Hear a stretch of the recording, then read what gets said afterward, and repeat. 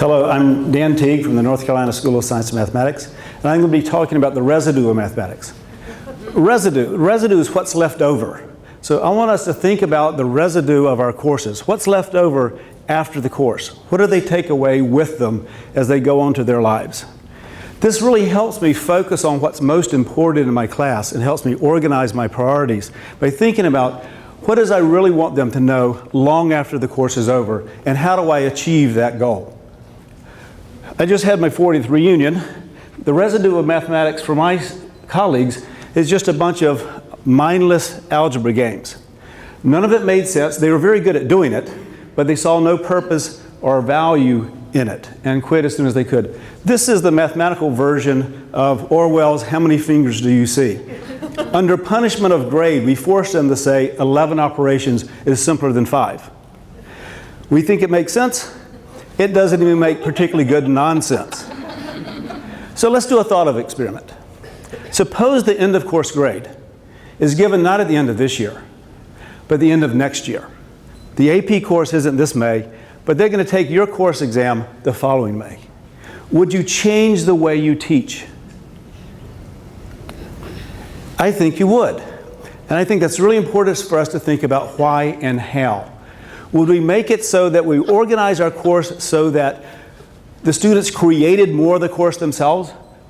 Would we engage them in thinking and developing and creating mathematical investigations and discourse? Picard will eventually have it right. Engagement is the key.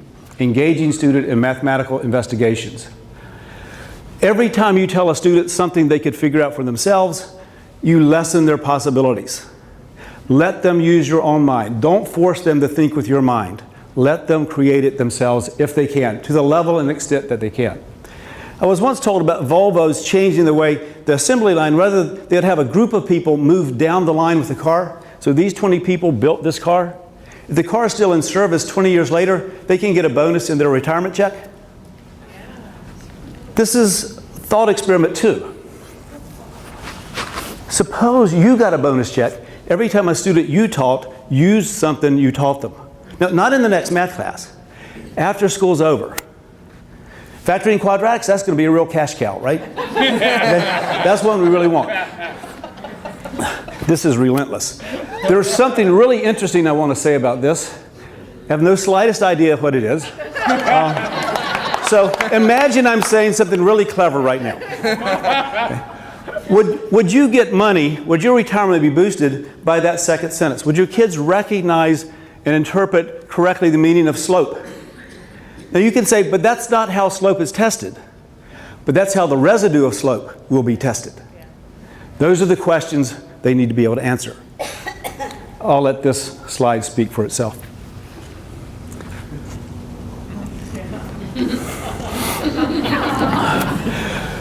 The normal curve, that's the distribution you would expect your kids to do if they took the test before you taught the course. Why on earth will we insist upon a normal distribution after we taught the course? That makes no sense. Lou Douglas last night made this really interesting observation. Having the goal of good test scores leads to bad teaching. It's got to be a consequence, or artifact of quality instruction, not the goal in and of itself.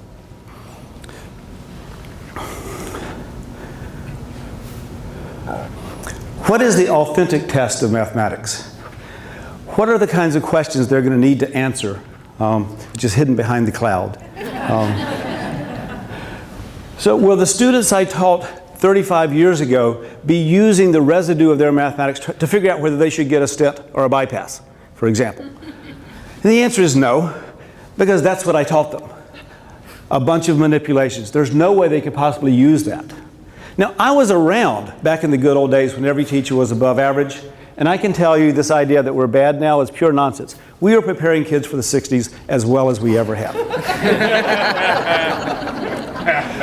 It's part of the program to complain about the tug of war with our kids, but we do have to remember a couple of things. These kids are the best kids the parents have. They're not keeping the good ones at home. Okay? They're sending them to us, and we need to treat them accordingly. We need to teach math as if it's important to them, as if their lives depended on it, because in many ways it really does. Now, we need to teach in a way that the residue is there and present and purposeful. Thank you.